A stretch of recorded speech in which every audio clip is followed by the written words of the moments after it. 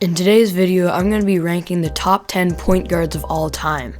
This is going to be the start of a new series where I do the top 10 from each position of all time, and I'm going to attempt to upload daily and upload this one, the point guards, and then shooting guards, small forwards, power forwards, and centers, the top 10 of all time from each of those positions. If you guys watch the channel, typically I don't do a lot of all-time videos, but since it's the start of the new NBA season, before we see how a lot of things play out in this season, I'm going to have a good time here to make some all-time videos. And then as we see how things play out in this current season, I'm going to make a lot more current videos and things like ranking videos in the current NBA. So before we start this video of top 10 point guards of all time, make sure you guys subscribe to the channel. Still only, as I'm recording this video, about 15% of you guys are subscribed. That's pretty low, so if you're not subscribed already, make sure you do so you don't miss out on any new videos and you don't miss out on the rest of this series. So starting off with some honorable mentions that just missed the cut of the list. The first one is Bob Cousy, who's a very good player, but he played in the 50s and probably wouldn't be the same dominant player in a league like today's NBA than he was back then. The other is Walt Frazier, another very good player who just missed out on the list.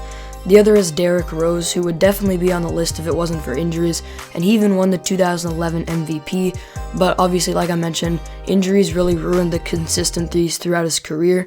And then the last one is Russell Westbrook. I definitely considered putting Westbrook on the list heavily, but he hasn't really proved that he's a winning player over his career and hasn't won a championship despite being on a lot of stacked teams. He still won an MVP though and has been a very good player throughout his career in a lot of aspects in the game, so he gets an honorable mention. Starting off the list now, at number 10, I've got Gary Payton. And Gary Payton is famous for the defense. He has the nickname the Glove for a reason. He got so many steals and actually even won the Defensive Player of the Year in 1996. And that's really what puts him on this list. He's one of very few guards in the league ever to win the Defensive Player of the Year. He was a clamp god that could guard anyone in the league, and everyone was scared of him because he always messed everything up on the defensive end of the floor for many offenses. He can't rank that much higher because his offensive game wasn't anything that special, but he was still a very good playmaker and could score inside the paint, and he even led the 96 Supersonics all the way to the NBA Finals. So because of all these reasons, he's definitely making the list. At number 9, I've got Jason Kidd. And the reason Jason Kidd's making this list is because he was an incredible passer and really one of the best playmakers of all time.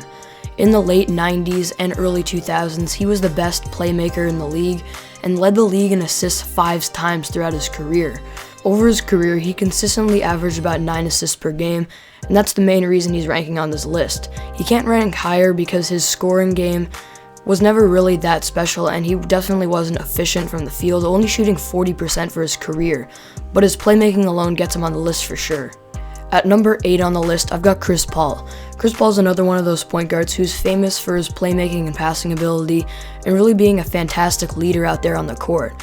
He's a winning player, and in his prime, he was very dominant and could score at a very high level, and that's why he's ranking over Jason Kidd. As I mentioned, his playmaking has been insane throughout his entire career. That's definitely why he's making the list. He could be higher too, but the fact that he never won an MVP or a championship holds him down on this list a little bit because the other guys that have ranked ahead of them have done that. He could have won a championship with the Lob City Clippers, but he can never make it past the second round, and that's why he's not ranking higher on this list, but he still definitely should be considered a winning player, a great leader, and that's why he's ranking here on this list. At number 7, I've got Isaiah Thomas, and this is where it really gets hard to rank, and the next 4 point guards on this list were very tough to rank, and I spent a lot of time ordering them. But Isaiah Thomas at 7 here seems low, but ultimately the reason he's not going above the guys that I put at 6 and 5 is because I just don't think his offensive game was as dominant throughout his career and his playmaking wasn't as good. But he's still a very good overall player who won multiple championships with the Bad Boy Pistons and will go down as one of the best players of all time and a very good defender. He should be considered a top 30 player of all time on pretty much everyone's list, and even if he ranks here at 7 in point guards, he still should be considered in the top 5 of many other people's lists.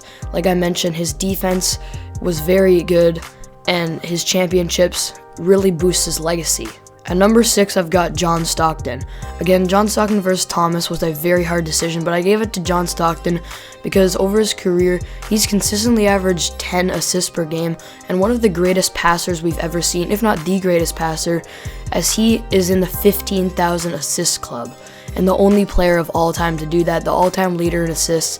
And that's the main reason he's ranking here. He was also a good three-point shooter and a decent scorer that was very efficient, so that's another reason that he ranks slightly over Isaiah Thomas, and he helped lead a team to the NBA Finals. The fact that he didn't win a championship with Karl Malone drops him a little bit, maybe 1 or 2 spots, and ultimately the fact that he never won and was never an MVP type of player is why he can't go in the top 5, but because he's one of, if not the greatest playmaker of all time, he ranks here at 6 for me. Kicking off the top 5 now, at 5, I've got Steve Nash. And the reason Steve Nash slightly ranks over the other 2 guys, Isaiah Thomas and John Stockton, is because he won 2 MVPs in his career. And even if you don't think he should have won those MVPs over Kobe, he still was an MVP caliber player, leading the league in assists multiple times, being an incredible playmaker, and his scoring package was a lot better than the other 2 guys that I rank below him here in Thomas and Stockton. He was an incredible three-point shooter throughout his career. There was even a season where he led the league in effective field goal percentage. He was always one of the best free throw shooters in the league, doing the little things like that, never missing his opportunities at the line. And he shot about 43% from 3 over his career.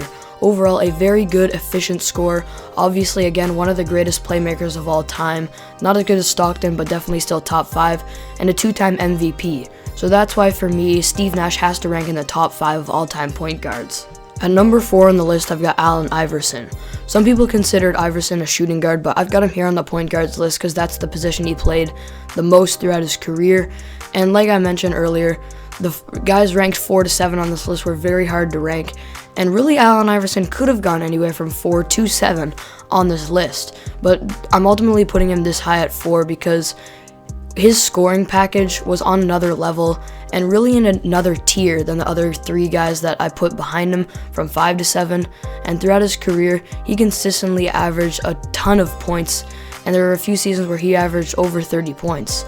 And honestly, I think if he didn't have that dominant 2001 season, he might not even be in the top 5 of this list. But in that season, he didn't only win the MVP and really become the best player in the league, but he carried his Sixers team all the way to the NBA Finals. And that's something that no one else on this list has done, is completely put a team on their back and bring them all the way to an NBA championship. And he could have won that NBA Finals too with the Sixers if he wasn't facing Kobe and Shaq.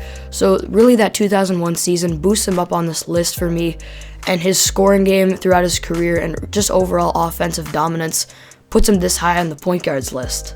At number 3 on the list, I've got Oscar Robertson. I think Oscar Robertson's a guy that's becoming underrated in rankings because he played in the 1960s. But we still have to remember how dominant he really was, and over his first 5 seasons in the NBA, he averaged a triple-double. He was obviously an incredible scorer, rebounder, and passer, leading the league in assists multiple times, and over his career, he won an MVP and a championship with the Milwaukee Bucks. And those reasons are why he's ranking here. No one else on this list has won both an MVP and a championship in their career so far on the list, and he should be considered a top 3 point guard because of that. At number 2, I've got Steph Curry. I think we're all starting to agree that Steph Curry is at least a top 2 point guard of all time. A 2-time MVP, including that incredibly dominant season in 2016 where he was the unanimous MVP of the league, a 3-time NBA champion, and really unanimously the greatest shooter of all time. He doesn't only shoot threes and make them at a consistent high rate over his career, but he creates his own shot and shoots incredibly tough shots. And there's times, even when it's an extremely tough shot, you know it's going in right when it releases his hands. Steph Curry has really revolutionized the game with his 3-point shot, and by the end of his career could be considered a top 10 player of all time. And some people already do have him in their top 10. And I think a lot of people would say that he's the best point guard of all time already. I think he has to do a little bit more to get to that point, but it's definitely a debate, and if he comes back from this injury that he had last season and still performs at the same level that he's performed over his career with his shooting ability, he could definitely become the greatest point guard of all time. And to end off the video, at number 1 on the list is Magic Johnson. 3-time MVP, 5-time NBA champion. averaged 11 assists for his career, probably the greatest playmaker ever, and in my opinion is a top 5 player of all time. I like to say that this should be a unanimous decision, but some people already say that Steph Curry is the greatest point guard of all time over Magic. And what I have to say to that is, for me, Steph would get this title if he wins one more MVP, one more championship with a Finals MVP, and really proves that he still is the best shooter in the league for the rest of his career. That's when he becomes the greatest point guard of all time for me. For now, it should be Magic. So there you have it. Those are my top 10 point guards of all time. I hope you guys enjoyed watching this video. Feel free to leave in the comments what you agree with my rankings, what you disagree with, and feel free to leave your own top 10 point guards of all time in the comment section below. Thank you all for watching this video. I hope you guys enjoyed. Be sure to hit that subscribe button if you haven't already so you don't miss out on any new videos and so you don't miss out on the rest of this new fun series of ranking the top 10 from each position of all time. As I mentioned, thank you guys for watching, and I'll see you all next video.